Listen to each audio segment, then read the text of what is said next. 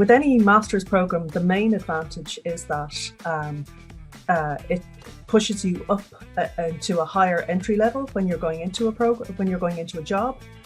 And once you're in at that higher level, you advance more quickly. So you're on a steeper career path.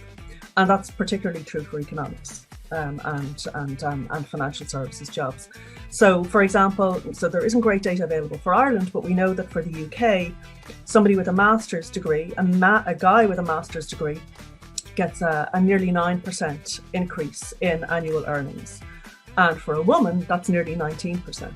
So these are really big, over, your whole career, that adds up to a big benefit of doing a master's in the kind of economics discipline.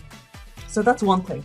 It's not just about money though, it's also that you get to do more interesting work. So, in a lot of graduate jobs, you go in and there's kind of an element of doing a bit of drudge work for a year or two at the beginning of the job. That's you skip through that faster, so that makes it more interesting. And then, of course, there are some jobs that you just can't do without a master's. So particularly, a lot of our graduates become professional economists.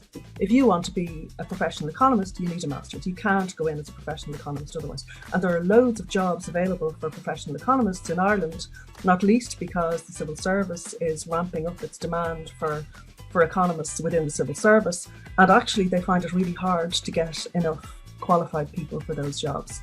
So, they're both, the benefits are both financial and in terms of the kind of job you can do.